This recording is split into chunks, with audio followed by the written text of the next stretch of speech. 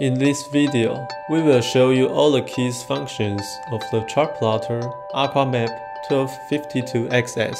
In the home screen and setting page, use the knob or arrow key to highlight an option. Press the knob or select to select it.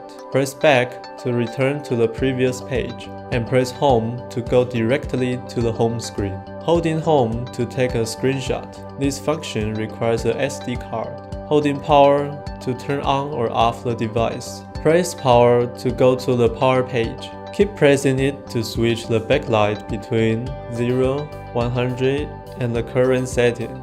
Next, let's go to the traditional Sonar screen to show other keys functions. The knob is for the range control. Press it to switch to the gain control.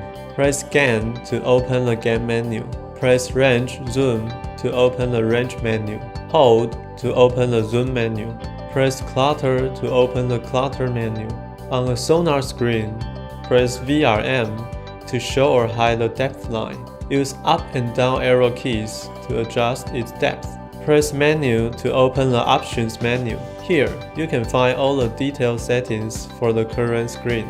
Next, let's enter the single range radar screen. Press VRM to enter the variable range marker and electronic bearing line menu. Mark waypoint, man overboard, can be used in any screen. Press to mark your boat position as a mark. Hold to mark your boat position as a waypoint. Press arrow keys to move the cursor to mark a position, a waypoint, or other functions at a specific position.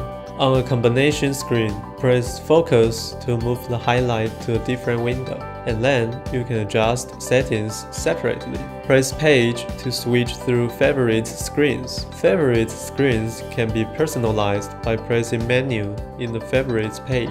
Thank you for watching.